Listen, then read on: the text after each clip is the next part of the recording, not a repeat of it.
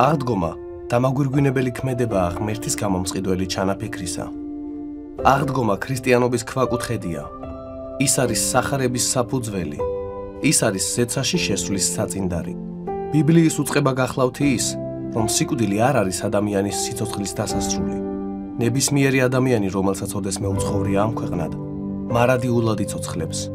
ან ჯოჯოხეთში, ან ზეცაში, ან საუკუნო სიკვდილში, ან საუკუნო სიცოცხლეში, ან საუკუნო სატანჯველში, ან საუკუნო სიხარულში. იცოცხლებს არა როგორც უსხეულო სული, არამედ ყოველი ადამიანი საუკუნოდ იცოცხლებს სხეულებრივი ფორმით, რადგან ყველა აღდგება მკვდრეთით. უფალი იესო ქრისტეს აღდგომა საწინდარია ჩვენთვის იმისა, რომ ჩვენ იმისათვის არ აღდგებით მკვდრეთით, რომ საუკუნო სატანჯველში წავიდეთ, არამედ იმისათვის, რომ საუკუნოდ ვიცოცხლოთ მასთან ერთად. იესო ქრისტეს სხეულებრივი მკვდრეთით აღდგომა არის ფიცი და დაპირება მისი მორწმუნეებისადმი, რომელიც ასევე სხეულებრივად აღდგებიან, რათა დაიმკვიდრონ საუკუნო ნეტარება და სიხარული ზეცაში, ღვთისთან დასწრებაში, რათა საუკუნოდ ვემსახურებოდეთ, თაყვანს ვცემდეთ მას და ვგრძნობდეთ სრულ სისავსეს.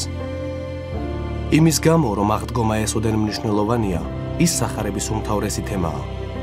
აღდგომის თემა უმნიშვნელოვანესი ხდება მას შემდეგ, რაც მოციქულები იწყებენ სახარების ქადაგებას. აღდგომის შესახებ ქადაგება იწყება საქმეების წიგნიდან და მთელ ახალ აღთქმას გასდევს. აღდგომა მხოლოდ დამახასიათებელი ნიშანი როდია ქრისტიანობის, არამედ მისი უმთავრესი ჭეშმარიტებაა. სახარების უწყების მთავარი მიზანია იხსნას ადამიანები ჯოჯოხეთისგან, რათა ისინი ზეცაში წავიდნენ. სახარების მთავარი მიზანი ისაა, რომ იხსნას ადამიანები მსჯავრდებისაგან და მისცეს მათ საუკუნო კურთხევა. აღდგომა არ არის ეპილოგი. ის არ არის ერთგვარი პოსტსკრიპტუმი ჩვენი უფლის სიცოცხლისა.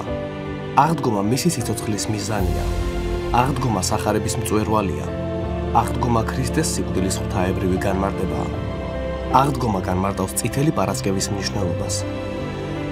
აღდგომა ღვთაებრივი გამართლებაა იმ მსხვერპლისა, რომელიც ქრისტემ გაიღო ჯვარზე.